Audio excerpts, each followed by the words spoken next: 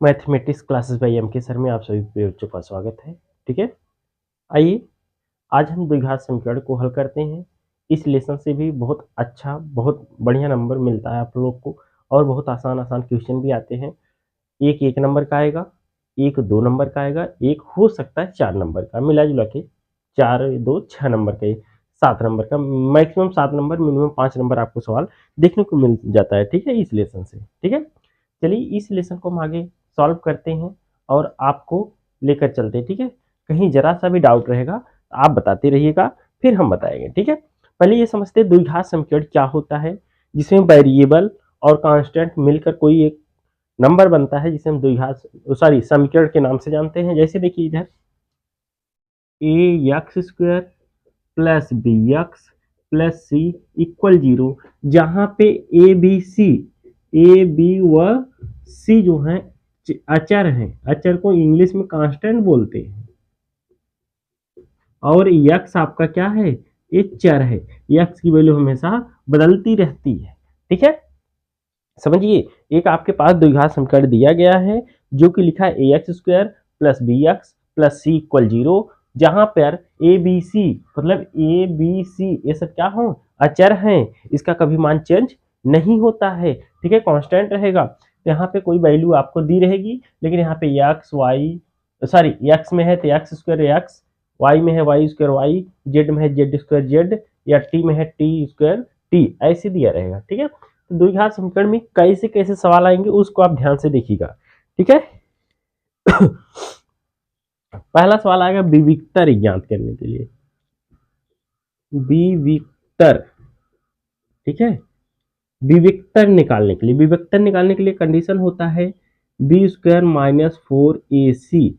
ठीक है, यही विविक्तर, इसी की वैल्यू आप निकाल देते हैं तो विविक्तर कहलाता है। क्या कहलाता है भाई, विविक्तर। ठीक है, 1 नंबर का सवाल आएगा, इसे द्विघात समीकरण दिया रहेगा, कहेगा इसका विविक्तर निकालो, तो बी स्क्वायर माइनस 4ac लगा देंगे, आपका वैल्यू आ जाएगा। बी कौन है भाई, बी यहाँ देखो, यहाँ पे है, ए यहाँ है, सी यहाँ है। बी का मतलब है यक्स का कोफिशियंट बी होता है, एक ए का मतलब एक्स स्क्वायर का कोफिशियंट ए होता है, सी का मतलब कांस्टेंट नंबर जो इसमें ना तो एक्स होता है ना तो एक्स स्क्वायर होता है। ठीक, यही रख के हल कर देंगे। एक छोटा सा एग्जांपल लेकर विविक्तर आपको सॉल्व करा देते हैं, फिर आगे चलते हैं। ठीक है, जैसे एक एग्जांपल है 2x square plus 3x plus 4 equal 0। अब कह रहा है इसका विविक्तर ज्ञात करो।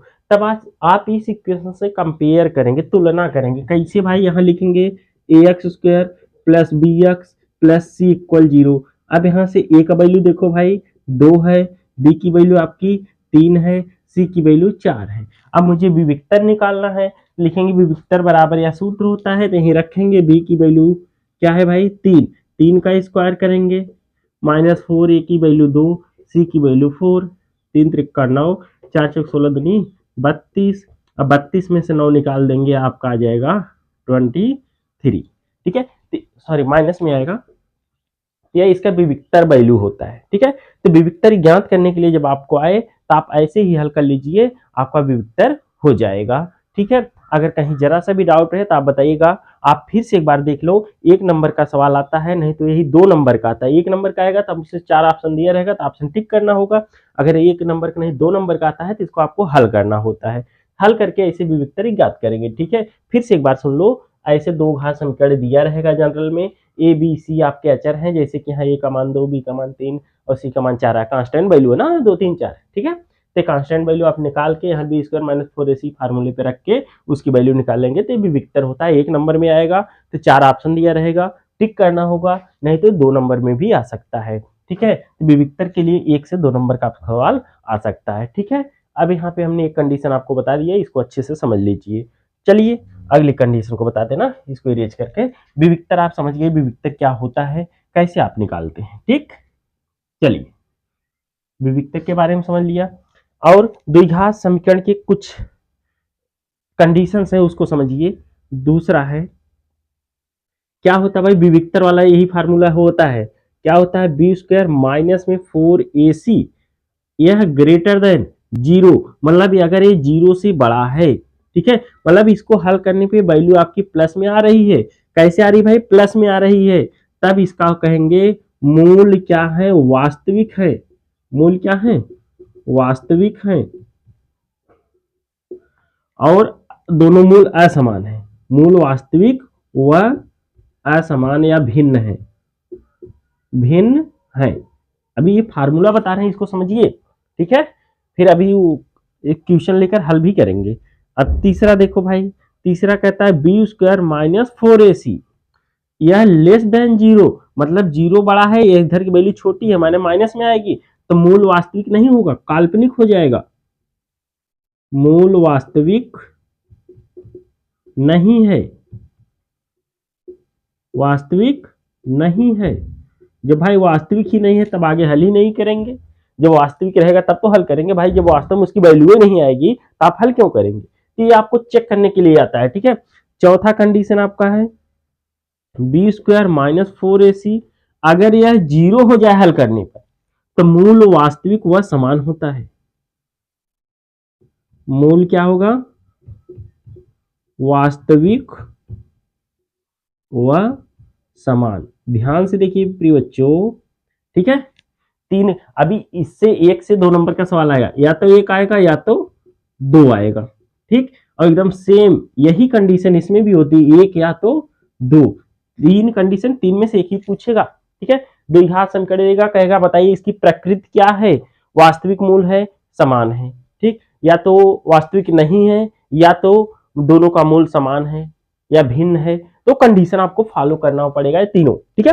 एक एक छोटे से एग्जांपल से इन दोनों कंडीशन को हम फॉलो करा देते हैं, ठीक है। ध्यान से वीडियो में बने रहिए। वीडियो अगर पसंद आता है आपके यूपी बोर्ड 2025 एग्जाम के लिए, तो वीडियो अगर आपको पसंद आए, समझ में आए, हाँ हमारे लिए काबिल है, हमने देखा, मुझे समझ में आया, तो वीडियो को शेयर जरूर करिएगा, एक सब्सक्राइब करिएगा, ठीक है, और वीडियो को लाइक जरूर करिएगा। अगर कहीं भी जरा सा डाउट रहता है हमें कमेंट के माध्यम से अपनी समस्या बताएंगे, तो हम उसका सोल्यूशन आपको पुनः दूसरे वीडियो में दे देंगे, ठीक है। और कोशिश रहेगी आप लोग इस बार जो यूपी बोर्ड एग्जाम देंगे, जिस दिन आपका एग्जाम रहेगा मैथ का, तो उस दिन आप एग्जाम देके आएंगे, तो शाम को हम 8 बजे एनालाइज करेंगे हमने जो पढ़ाया आपको मिला या नहीं मिला, ठीक है। सब लोग लाइव में जुड़िएगा शाम को 8 बजे, जिस दिन आपका मैथ का पेपर रहेगा उसी दिन शाम को 8 बजे, ठीक है। फिर हम देखते हैं आपको मिला कि नहीं मिला। तो ध्यान से देख लीजिए, हमने इतनी सारी कंडीशंस पढ़ाया, अब इसमें एक एग्जांपल लेकर बता देते हैं ताकि आपको और अच्छे से स्पष्ट हो जाए, कोई डाउट ना रहे, ठीक है। आइए एक इक्वेशन लेते हैं, जैसे देखिए 2x square plus 5x minus 3 equal 0। आपके पास एक द्विघात समीकरण है। अब इससे आपसे पूछा जाए इसका मूल का प्रकृत बताओ क्या होगा, इन तीनों कंडीशन में कोई एक होगा, तो बी स्क्वायर माइनस 4ac लगा दो। बी स्क्वायर माइनस 4ac बराबर, देखो b की वैल्यू कहाँ रखेंगे भाई, अब यहाँ से अगर आपको पता है तो x का गुणांक b की वैल्यू होती है, अगर नहीं पता तो यहाँ कंपेयर कर लो, लिख लो, क्या लिखोगे, ax square plus bx plus c बराबर 0। तो यहाँ से हम लिखेंगे a की वैल्यू आई है 2, क्योंकि यहाँ a के पास 2 है और b के पास 5 है, तो b की वैल्यू आएगी 5, c की वैल्यू आएगी माइनस में 3, ठीक। रखो यहाँ भाई b की वैल्यू 5, इसका स्क्वायर, और माइनस होता है 4 प्लस सॉरी इंटू ए की वैल्यू 2 और सी की वैल्यू माइनस में 3, 5 बचे होता है भाई 25, और माइनस माइनस हो जाएगा प्लस, 4 दूनी 8 3 24, 24 25 क्या आ गया 49। अब हमने इसको हल किया तो बताओ ये जीरो से बड़ा है छोटा है भाई, ये तो जीरो से बड़ा हो गया, ग्रेटर देन जीरो हो गया, हुआ कि नहीं। तब आप क्या आंसर में लिखेंगे, मूल वास्तविक व भिन्न है, समझ रहे कि नहीं।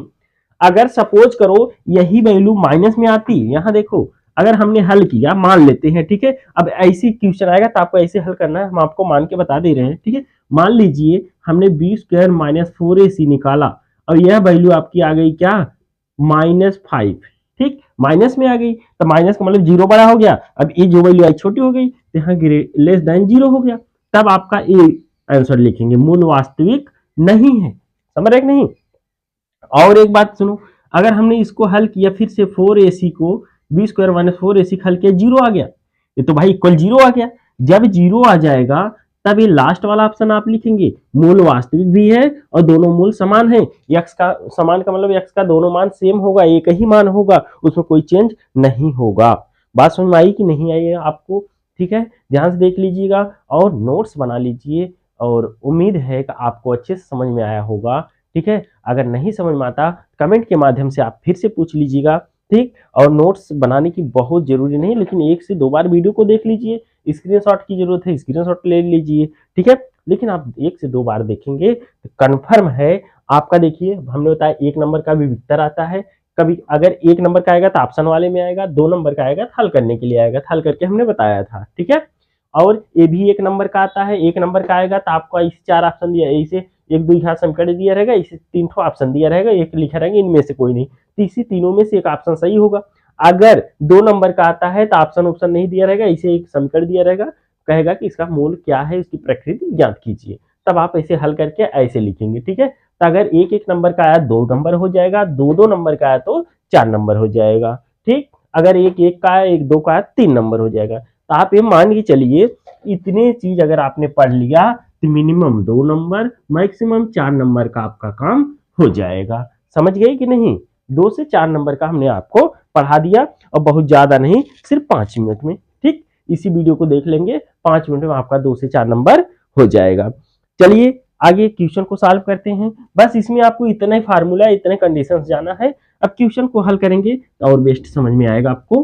ठीक है, चलिए, और कोशिश ये करिएगा वीडियो को अपने मित्रों के साथ जरूर शेयर कर दीजिए, ताकि आपके साथ साथ उनका भी फायदा हो जाए और इस बार वो यूपी बोर्ड एग्जाम में बहुत अच्छा नंबर गेन कर सके, प्राप्त कर सके। ठीक है, जितने कंडीशंस थे हम आपको बता दिए हैं। चलिए क्वेश्चन को देखते हैं।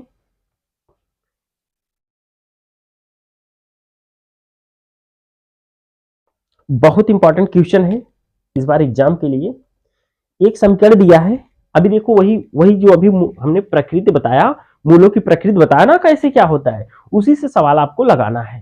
ठीक है, चलिए क्वेश्चन नंबर 1 दिया है आपको, हम अपने से क्वेश्चन बता रहे हैं, मोस्ट इंपॉर्टेंट क्वेश्चन है। ठीक है, बुक में भी मिलेगा, सीरीज में मिलेगा, जो आप पढ़े वहां भी मिलेगा, और जब आप एग्जाम देने जाएंगे वहां भी मिलेगा। अगर ऐसे सवाल आता है तो 2 से 4 नंबर में आएगा। फिर बच्चों ध्यान से देखो, सवाल लिखा है 2x² plus kx plus 3 equal 0, ऐसे लिखा है भाई।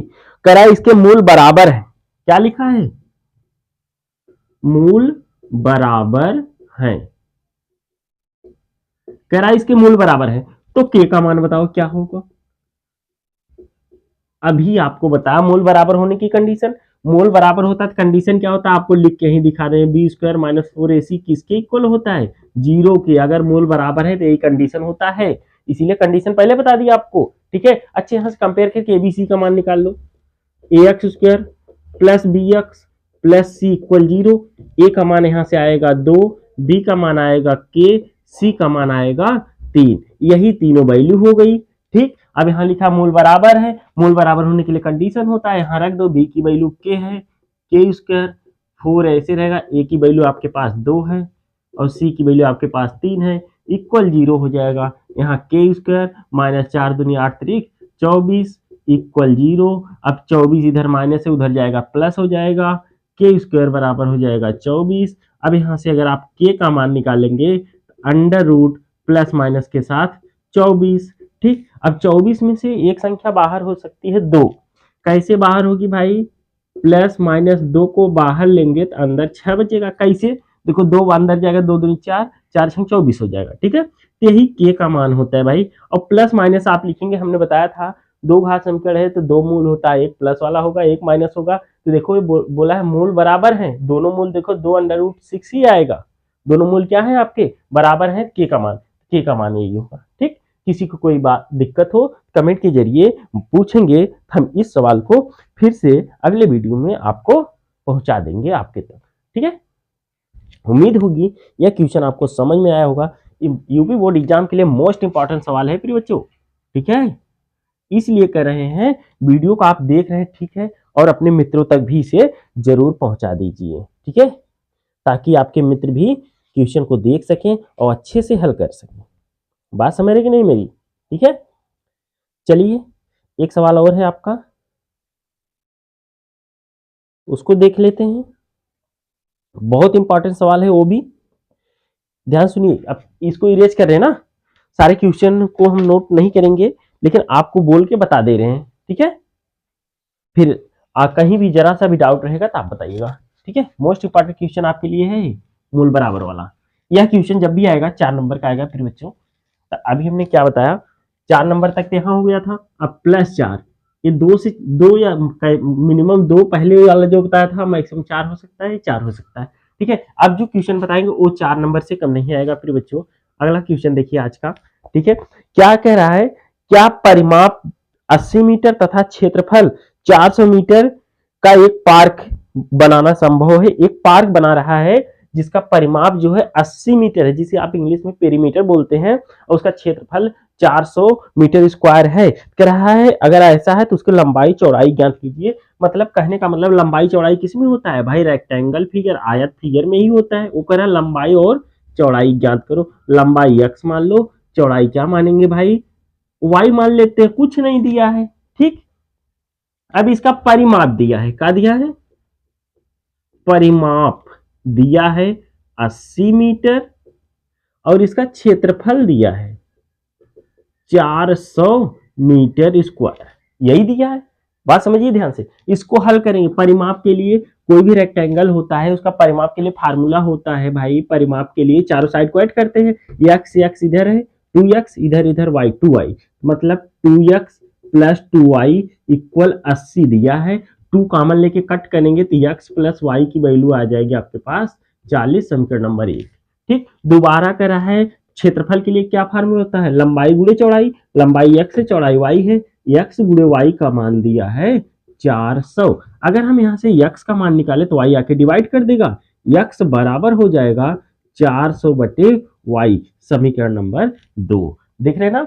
अब समीकरण 2 से x का मान समीकरण 1 में रख देंगे, ठीक है। क्या लिखेंगे, समीकरण 1 व 2 से, समीकरण 1 व 2 से।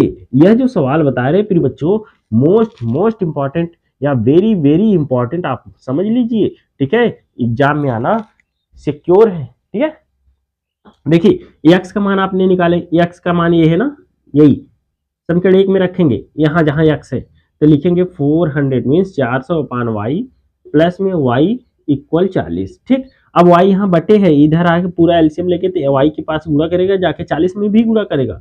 400 प्लस y स्क्वायर बराबर 40y, ठीक है। अब देखो 400 को हम लिख सकते हैं 20 का स्क्वायर, क्योंकि 20 से हम 400 होता है, और y का स्क्वायर है ही है, और 40 इधर आएगा हम इसको लिखेंगे -2 इंटू 20 इंटू वाई। देखो 20 दूनी 40, 40 वाई है कि नहीं है, उधर था प्लस, इधर हो गया माइनस। अब देखो a square B square minus 2ab का फार्मूला हो गया। क्या लिखेंगे, 20 माइनस वाई का होल स्क्वायर बराबर 0। समझ रहे कि नहीं। अब यहां से और आप हल कर लेंगे थोड़ा सा। क्या हल होगा भाई, ए स्क्वायर 0 है तो 20 माइनस वाई भी 0 होगा, 20 माइनस वाई बराबर 0। तो ये y इधर माइनस उधर जाके प्लस हो जाएगा, तो y की वैल्यू क्या आ जाएगी 20। y का मान आप समीकरण 1 में रख देंगे। क्या लिखेंगे, समीकरण 1 से 1 में रखेंगे y का मान, तो x प्लस 20 बराबर 40। तो x बराबर 20 इधर प्लस उधर जाके माइनस हो जाएगा 20, मतलब लंबाई भी 20 आ गई आपकी और चौड़ाई भी 20 आ गई आपकी। समझ रहे हैं कि नहीं। तो वो जो आप पार्क बनाएंगे, पार्क कैसा होगा, पार्क आपका वर्गाकार होगा, क्योंकि वर्गाकार में ही लंबाई और चौड़ाई बराबर होता है, ठीक है।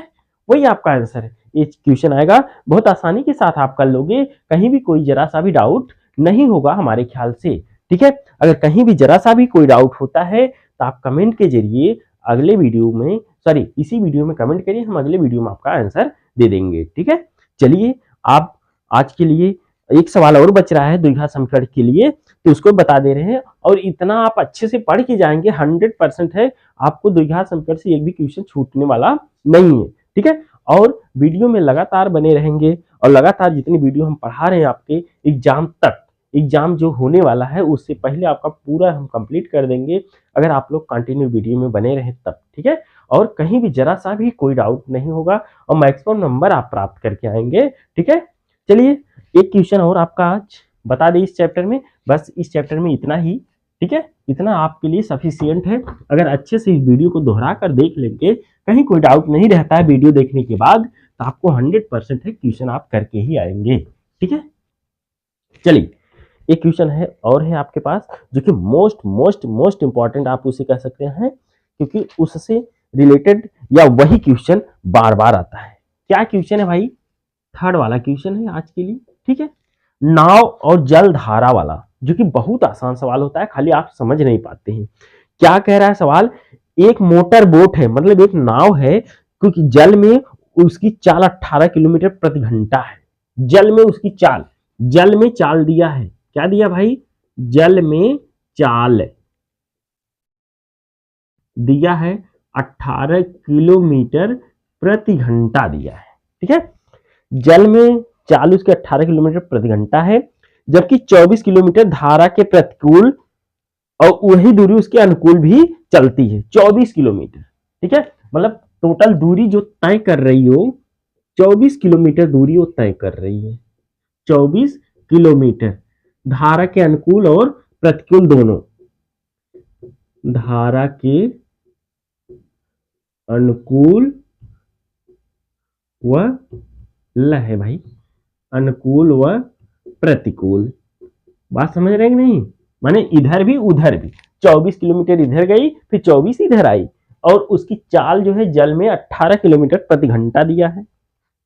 ठीक है, अब आगे देखते हैं भाई, ये जो स्थिर जल में चाल दिया है ना, जो ये चाल है नाव की स्थिर जल में है, स्थिर जल में चाल दिया है। जब जल अस्थाई रहता है तब उसकी चाल 18 किलोमीटर प्रति घंटा है, 1 घंटा में 18 किलोमीटर जाएगी। लेकिन जब उसके दिशा में जाएंगे तो कुछ बढ़ जाएगी, उसके विपरीत दिशा में आएंगे तो कुछ घट जाएगी। ठीक है, पहले जो दिया है उसको लिख लेते हैं, जो पूछा उसको देखते हैं। ठीक है, अब कह रहा है जब धारा के विपरीत दिशा में जाते हैं तो 1 घंटा समय ज्यादा ले लेता है, और जब धारा की दिशा में जाते हैं तो 1 घंटा कम समय लेता है। ठीक है, तो इसको समझते रहिए, 1 घंटा का अंतर है, दोनों दिशाओं में 1 घंटे का अंतर है, इसको जानते रहिए, फिर अभी जरूरत पड़ेगा तो लिखेंगे। लास्ट में पूछा धारा की चाल बताओ, धारा की चाल बताना है क्या होगी। ठीक, अच्छा, जो पूछा रहता है हम उसी को x किलोमीटर मान लेंगे प्रति घंटा। लिखेंगे क्या? माना धारा की चाल बराबर x किलोमीटर प्रति घंटा है। क्या है भाई? x किलोमीटर प्रति घंटा है। ठीक है, अब आपने किसका चाल मान लिया भाई? धारा की चाल, धारा की चाल मान लिया x किलोमीटर, और जल जब अस्थाई रहता है तो 18 किलोमीटर है, तो धारा की दिशा में, धारा की दिशा में नाव की चाल। अब बताओ भाई, धारा की दिशा, अब पानी ऐसे धारा इधर ऐसे बह रहा है, बह रहा है, उसी दिशा में आप जाओगे तो पानी आपको और ढकेल देगा, जितने तेज हो जाएगा उतना तेज आपको वो भी ढकेल देगा, और आप अपना मेहनत अलग से लगाओगे। तो नाव का 18 तो है ही है, और जल का कितना है? x है। अब धारा की दिशा में इतना किलोमीटर प्रति घंटा होगा। ठीक, और धारा के विपरीत दिशा में, धारा के विपरीत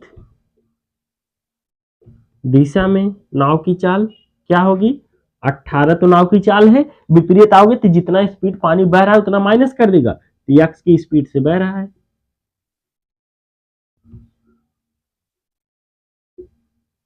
घंटा लिखना था। ठीक, अब ये चीज समझो, फिर से एक बार सवाल को समझ लो, उसके बाद लगा देते हैं, ज्यादा 1 मिनट और लगेगा। अब सवाल आपका हल ही हो चुका है। कह रहा है अस्थाई जल है, जल बह नहीं रहा है, उस समय चाल दिया 18 किलोमीटर प्रति घंटा, 24 किलोमीटर उसे जाना है धारा की दिशा में, 24 किलोमीटर रिटर्न आना है धारा के विपरीत दिशा में। तो बताओ धारा की चाल क्या है, ये सवाल था। ठीक है, और एक चीज कहा, जब धारा के दिशा में जा रहे हैं तो 1 घंटा कम समय लग रहा है, धारा के विपरीत दिशा में आ रहे हैं तो 1 घंटा ज्यादा समय लग रहा है। ठीक है, दोनों चाल के बीच का डिफरेंस दिया है, अगर आप उधर जा रहे हैं फिर रिटर्न आ रहे हैं, दोनों का अंतर 1 घंटा दिया है। ठीक है, आगे क्या लिखा है? धारा की चाल को हमने मान लिया 1 किलोमीटर प्रति घंटा है, जब धारा की दिशा में हम जाएंगे तो दोनों चाल को जोड़ देंगे, और धारा के विपरीत दिशा में जाएंगे दोनों चाल को घटा देंगे। दूरी आपके पास इतना है, समय निकाल लेते हैं। ठीक है, चाल बराबर होता है दूरी बटे समय। यह सूत्र होता है, चाल बराबर दूरी बटे समय। जबकि अगर हम लिखें समय बराबर दूरी बटे चाल होगा। ठीक, तो धारा की दिशा में देखिए भाई, ऐसे ऐसे बना रहे हैं, इसका मतलब धारा के दिशा में समय क्या होगा, धारा की दिशा में समय क्या होगा, दूरी क्या है 24, चाल है यक्स बटे सॉरी 18 धन यक्स। ठीक, और अब एक इक्वेशन बन गया। ठीक, अब दोबारा क्या कर रहा है भाई, चाल इसकी विपरीत दिशा में, जब ऐसे उल्टा चल रहा है तो तब समय क्या हो रहा है, समय बराबर दूरी तो वो इतना ही तय करना है, चाल क्या है 18 माइनस यक्स है। समझ रहे हैं मेरी बात को कि नहीं? नहीं समझ में आया तो बताइएगा, अभी फिर से समझा रहे हैं, फिर से देखो। चाल बराबर दूरी बटे समय होता है, तो समय इधर ले जाएंगे, चाल आके डिवाइड करेगा, समय बराबर दूरी बटे चाल हो गया। ठीक, ये तो सूत्र हो गया। अब जब धारा की दिशा में जाएंगे तो दूरी बटे चाल, तो धारा की दिशा में दूरी 24 किलोमीटर जाना है, चाल आपका यक्स 18 प्लस एक्स है, इसलिए धारा की दिशा में हो गया। और धारा के विपरीत दिशा में समय क्या हो रहा है, दूरी वही रहेगी 24 है, और चाल आपका विपरीत दिशा में 18 में एक्स घट गया। ठीक, अब यह जो है यह स्पीड से ज्यादा जा रहा है, ये समय कम ले रहा है और ये समय ज्यादा ले रहा है, तो ज्यादा में से कम वाला घटाएंगे तो एक आ रहा है डिफरेंस, क्या आ रहा है भाई, 1 आ रहा है। मेरी बात समझ रहे हैं कि नहीं, 1 आ रहा है। ठीक है, तब हम इसको आगे हल करेंगे। 1 आ रहा है ना, चलो कोई दिक्कत अगर किसी को हो तो बताइएगा, हमारे ख्याल से कोई दिक्कत नहीं। भाई समय ज्यादा ये ले रहा है ना जब विपरीत दिशा में जा रहे हैं, और ये कम ले रहा है जब ज्यादा में से कम वाला घटाते हैं तो एक आ रहा है।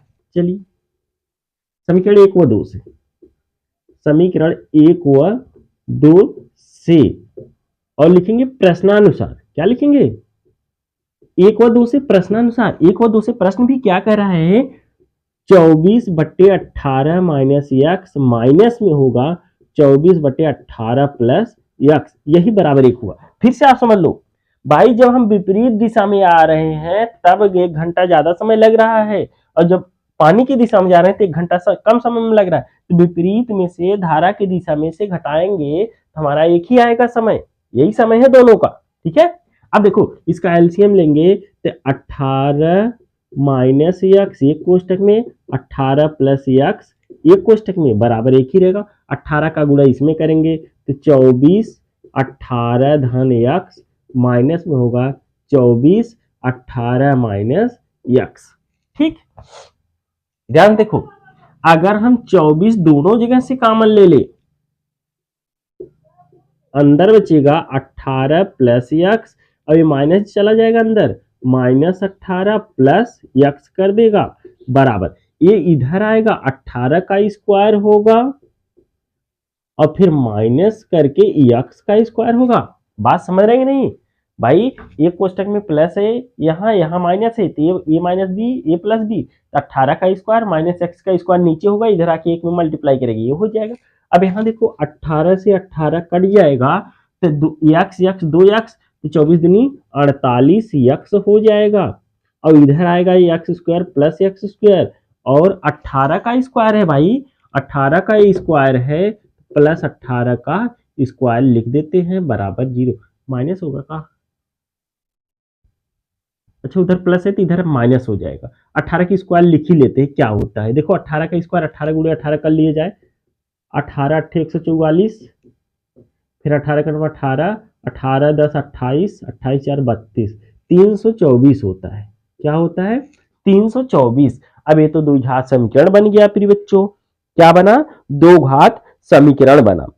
अब आपको इसका फैक्टर करेंगे तो आपको 2 पार्ट में टूटेगा। द्विघात समीकरण ऐसे इससे पहले हल करना बताया गया था, वीडियो में है प्रॉपर, उसको आप देख लीजिएगा। इसको जब हम हल करेंगे देखो कैसे हल होगा, एक्स स्क्वायर 48 एक्स को हम लिखेंगे क्या, 48 एक्स को हम लिखेंगे प्लस 54, क्या लिखेंगे, प्लस 54 एक्स माइनस 6 एक्स, 54 में 6 जाएगा 48 ही बचेगा ना, और माइनस 324 बचेगा बराबर 0। इस 324 का आप प्राइम फैक्टर करोगे तो इसे 2 पेयर लेना है, गुणा करोगे 324 आएगा, जोड़ोगे 54 में 6 निकलेगा तो आपका 48 बचेगा। इन दोनों के एक साथ करते, इन दोनों के एक साथ, इसमें से x कॉमन करेंगे, x प्लस 54 बचेगा, यहाँ से माइनस 6 कॉमन करेंगे तो x प्लस 54 बचेगा बराबर 0। फिर x प्लस 54 को एक साथ ले लेंगे कॉमन, तो यहाँ से x माइनस 6 बचेगा बराबर 0। ठीक है, तो x प्लस 54 को जब हम हल करेंगे तो इसकी वैल्यू माइनस में आएगी, जबकि चाल माइनस में नहीं होती है। भाई इसको हम हल करेंगे पहले, x प्लस 54 बराबर 0, तो x बराबर माइनस में 54, तो जो कि चाल माइनस में नहीं होती इसलिए इसको नहीं मानेंगे। दूसरा हल करते हैं, x माइनस 6 इक्वल 0, तो x बराबर आएगा 6, तो यही 6 किलोमीटर प्रति घंटा जो होगी यही आपकी नाव की चाल होगी, सॉरी धारा की चाल होगी। यही तो पूछा था, धारा की चाल ज्ञात करो, तो 6 किलोमीटर प्रति घंटा से पानी बह रहा है। ठीक है, तो एक बार फिर से सुन लो प्रिय बच्चों, द्विघात समीकरण का जितना टॉपिक थे, जितने अच्छे से कवर किया हमने, आप फिर से देखिएगा। नहीं समझ में आता है तो आप फिर से हमसे कमेंट के जरिए पूछिएगा। इस वीडियो में नहीं, अगले वीडियो में आपके इससे रिलेटेड जो भी क्वेश्चन किए रहेंगे उसका जवाब मिल जाएगा। ठीक है, उम्मीद है कि आपको समझ में आया होगा। अपने मित्रों के साथ जरूर शेयर करिएगा और अच्छे से पढ़िए। कहीं जरा से भी कोई डाउट रहे तो आप कमेंट के माध्यम से पूछ लीजिएगा। ठीक है, और द्विघात समीकरण इसको अच्छे से पढ़ेंगे तो ये सवाल देखिए भाई मैक्सिमम 6 नंबर का आता है, ये 6 नंबर का आएगा। ठीक है, अभी हमने स्टार्टिंग बताया 2 क्वेश्चन आएगा, 2 से 4 नंबर, फिर 1 4, फिर 1 4 1 6। ठीक है, 6 4 10 4 14 4 18, लगभग 18 नंबर है, लेकिन आप टोटल कट कर दो कम से कम 10 नंबर मान के चलो। एक 6 नंबर का है बड़ा वाला सवाल, और इन दोनों को मान लो एक ही आएगा। ठीक है, 10 ही नंबर मान के अगर आप चल रहे, कम से कम मान के चल रहे, फिर भी आपका बहुत अच्छा कवर हो जाएगा। यही वीडियो 2 से 3 बार देख लो, 10 नंबर के ऊपर आप 100% लाओगे। और हमने जोड़ के बताया 18 नंबर लगभग सवाल आता है, तो हमेशा 18 नहीं आता है, कभी कभी 10 नंबर 12 नंबर 15 नंबर 18 नंबर, तो 10 से लेकर 18 तक इस लेसन से हमेशा क्वेश्चन पूछा जाता है। ठीक है, पहले लेसन को हमने पढ़ाया 5 से 7 नंबर लिया था, तो 5 ही नंबर पकड़ लो कम से कम। दूसरे लेसन को पढ़ाया 7 से 10 नंबर का आता है, तब सपोज करो वो 10 नहीं 7 ही कम से कम पकड़ लेते हैं। तीसरा लेसन जो था 10 से 15 नंबर का था, 10 ही मान लो, और ये लेसन आपका 10 से 18 है, तो इसको भी आप 10 ही मान लो।